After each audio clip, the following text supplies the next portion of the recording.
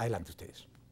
La elección del día 22 de noviembre creo va a marcar un hito en la historia del Perú, porque estamos renovando una de las instituciones que ha estado funcionando en forma ineficiente, y creo si tenemos éxito, y eso se puede lograr gracias a la participación de la ciudadanía, que podría ser un buen ejemplo para otros varios países no solamente de América Latina, sino del mundo.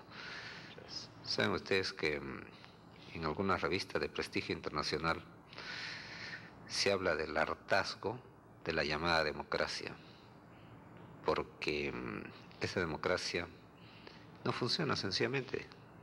Se le da la mascarada de la democracia para seguir aprovechándose con privilegios y prebendas.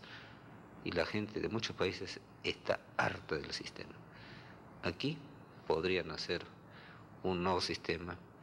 Yo estoy optimista en que esto lo vamos a hacer. Y para ello, y esto es importante, se requiere que el pueblo esté vigilante. Y para ello también se requiere que en esta nueva constitución, que se tiene que aprobar por el CCD, el pueblo dé su opinión. Y yo por eso defiendo que esa nueva constitución tiene que ser ratificada por el pueblo.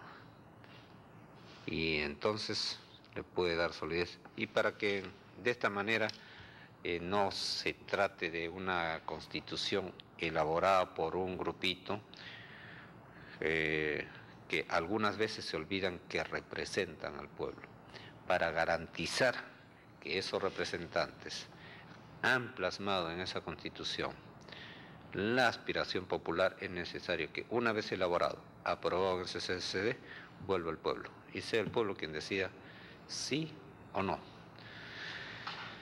Y esa tendría que ser la tónica en el futuro, y de esta manera tener verdaderamente una democracia que modernice al país y nos lleve a ese futuro que nosotros estamos buscando.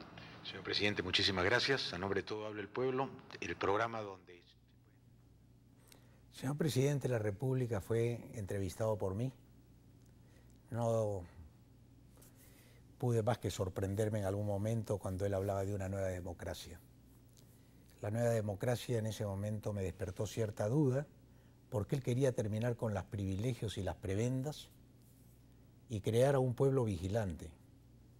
Pero lo que se estaba cosechando ya, porque ya se había sembrado la semilla, era un gobierno autoritario que haría una constitución para quedarse por eterna memoria. Ahí viene el quiebre con las ideas del señor Fujimori. Dicho sea de paso, jamás me he referido a él cuando ha estado ausente. Solamente cuando está frente a frente una persona es que le digo lo que pienso a título personal, cara a cara. Lo que yo estoy hablando es del país que nos vendieron y del país que hemos creado. Y yo le hago una pregunta al televidente. Antes del 90, ¿el Perú era más unido? ¿Las elecciones no eran más fáciles? ¿No habían encuestas? ¿El pueblo votaba por sus propios sentimientos? ¿Habían agrupaciones partidarias que se confrontaban en los mítines? Eran fiestas populares, democráticas, para elegir a los nuevos gobernantes, pero no eran guerras intestinas, casi una guerra civil como la que hoy día estamos viviendo. Esta guerra civil, ¿quién la provoca? ¿La provoca el ciudadano? No la provoca el ciudadano.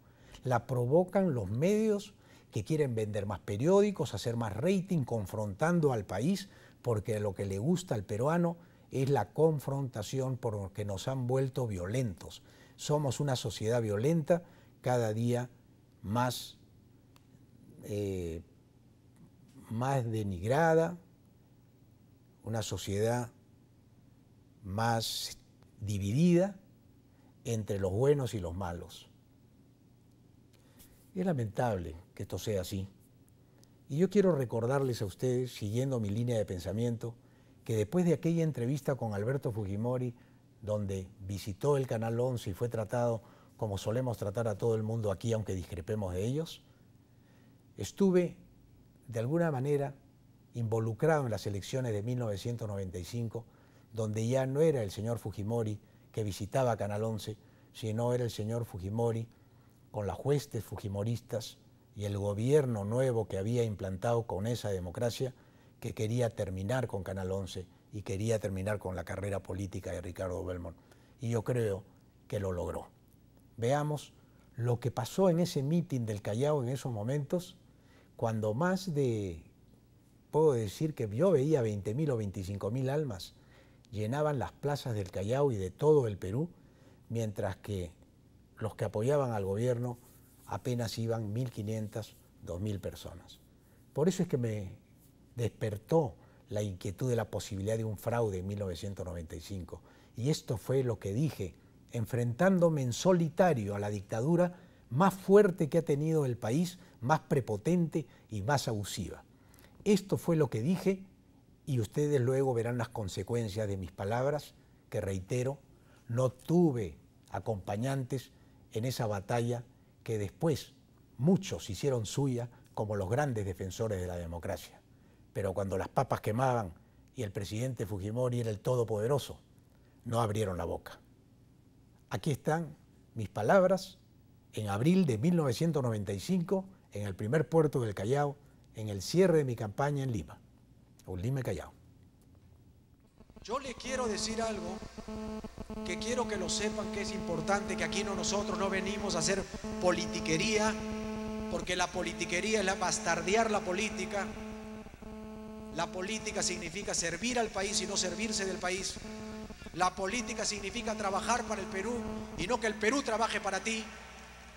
La política significa el gobierno del pueblo, para el pueblo y por el pueblo, y no al revés.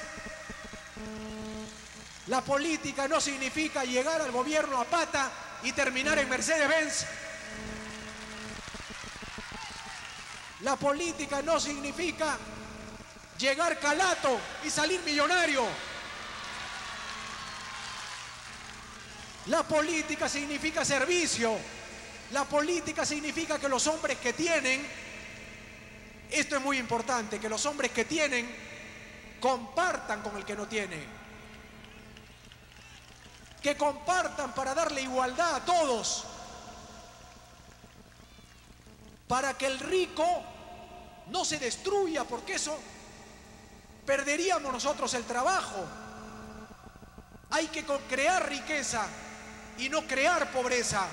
Hay que levantar al pobre para que el pobre salga de pobre y salga de una vez de esa situación que hoy día lo ahorca. Por eso yo digo que cada uno de ustedes es un héroe moderno, porque tiene que luchar mucho para subsistir y sacar a sus familias adelante. Con las plazas llenas, el entusiasmo al máximo, 3 días después, el movimiento Obras no pasaría a la valla electoral.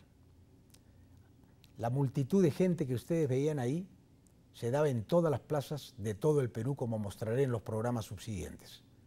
Sin embargo, ninguno de los otros candidatos se atrevió a hacer mítines, pero yo sí me cruzaba con ellos porque viajábamos en esos momentos por todo el Perú en simultáneo, o sea que nos cruzábamos, nos veíamos, y nosotros veíamos nuestro mítin y después íbamos a ver el de los otros, y eran magros, apenas 50, 60 personas. Pero la campaña fue tan nefasta contra el Canal 11, que fue el único que pasó esos mítines, por eso usted nunca los vio. O si los vio, solamente tuvo que ver Canal 11. Pero esos mítines multitudinarios nunca fueron transmitidos, ni comentados, ni siquiera una línea en los periódicos que hoy día y canales que hoy se autotitulan los verdaderos defensores de la democracia y de la libertad de expresión. No ha habido libertad de expresión. Desde que Fujimori inventó la nueva democracia que él anunció en mi programa, la libertad de expresión terminaría en el país para siempre. Nosotros mantuvimos la libertad de expresión aquí en RBC y el precio fue muy caro. Volvamos al Callao, señoras y señores, para recordar, después de este brevísimo corte, toda la historia, cómo se va tejiendo, cómo se va uniendo y se va concatenando, para terminar luego una persecución que también ustedes verán por primera vez, porque este es un testimonio personal que lo guardé en el archivo para algún día mostrarlo, porque nadie se atrevió a hacerlo. Nos vamos a un pequeño corte y retornamos con más aquí, en los 11 días del Perú, testimonio personal, político, de quien habla. No se muevan de ahí.